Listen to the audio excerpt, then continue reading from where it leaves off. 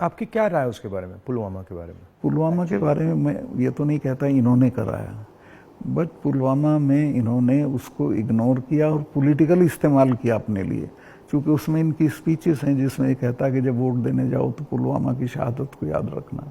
जैसे ही मैंने पुलवामा के बारे में सुना, मुझे पता लगा कि हमारे जो शहीद हैं एयरपोर्ट आ रहे हैं जी। तो मैं सीधा एयरपोर्ट गया। हमारी सिक्योरिटी वालों ने मुझे कहा कि नहीं नहीं नहीं आप मत जाइए, मगर मैंने कहा मैं जा रहा हूँ, तो मैं एयरपोर्ट में चला गया।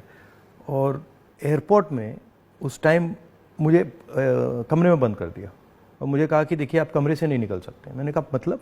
तो उधर वो सब शहीद आए थे, वहाँ पे आर्मी के लोग थे, प्रधानमंत्री आ रहे थे, और मुझे मतलब लिटरली चाबी से बंद किया कि आप बाहर नहीं जा सकते। मैंने सिक्योरिटी वालों से बोला ये मतलब ऐसे कैसे कर सकते हैं, और फिर लड़के मैं वहाँ से निकला तो मुझे लग रहा था कि एक पूरा वहाँ पे शो सा क्रिएट हो रहा था। हाँ वो था ही, वो प्रधानमंत्री को श्रीनगर जाना चाहिए था, राजनाथ सिंह आए थे, मैं था, हम लोगों ने श्रद्धांजलि दी थी, प्रधानमंत्री को उसी दिन जाना चाहिए था।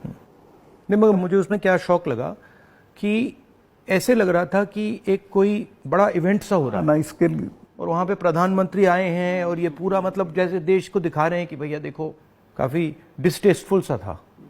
जिस दिन ये हुआ तो ये नेशनल कॉर्बेट पार्क में शूटिंग करा रहा था अपनी, तो ये अवेलेबल मैंने 3-4 बार कोशिश की, मिला ही नहीं मुझको।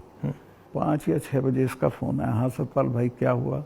मैं कहा हमारे इतने लोग मर गए हैं और हमारी गलती से मरे हैं। तो बोला नहीं नहीं चुप रहना, अभी कुछ नहीं बोलना इस पर।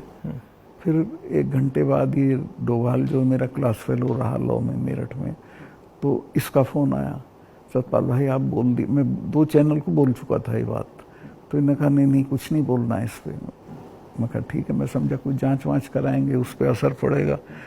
कुछ भी नहीं। तीसरे दिन इनका आ गया कि ये पुलवामा की शहादत को याद रखो और अब हम बालाकोट करेंगे, ये करेंगे, वो करेंगे। और अभी तक उसमें कुछ नहीं हुआ? कुछ नहीं, करना भी नहीं है इसको। पुलवामा के शहीद जिस तरह हुए थे इसलिए हुए कि उन्होंने 5 एयरक्राफ्ट मांगे थे।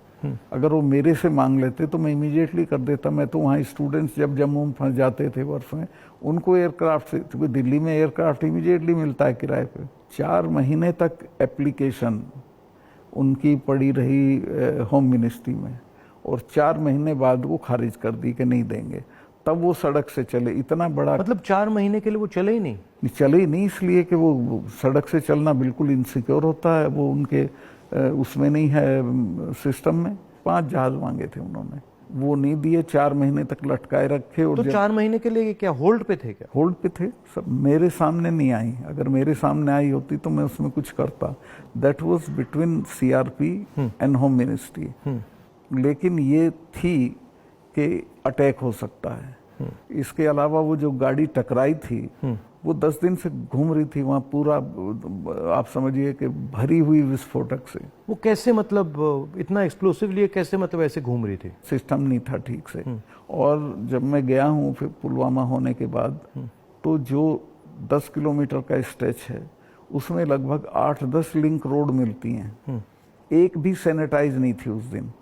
बल्कि हम तो जब अपनी पुलिस को भेजते थे कश्मीर की, तो पूरी रोड पे सिविल ट्रैफिक बिल्कुल रोक देते थे, सैनिटाइज कर देते थे, तब भेजते थे।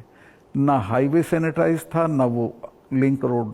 और लिंक रोड जहाँ हाईवे में मिलती है वहाँ रिवाज ये है कि वहाँ एक जिप्सी खड़ी होनी चाहिए जो उसे रोक दे कि नहीं भैया काफिला चला जाए सीआरपी का, तब जाना। ब्लॉक कर कुछ नहीं था, there was nothing like that. तो जब आप वहाँ गए, जैसे पॉलिटिक्स में हम ऐसी घटनाओं में जाते हैं, तो जब हम कहीं पहले पहुँचते हैं कोई माइंड में कोई फीलिंग आती है, तो इसमें आपकी क्या फीलिंग आई थी जब आप पहली बार वहाँ गए? आप मेरा यकीन करेंगे, आई वॉज इन टीयर्स। और मैंने इसको फ़ोन किया, मुझे नहीं मिला। जब 5 बजे मेरी बात हुई तो मैंने कहा हमारी गलती से हुआ ये।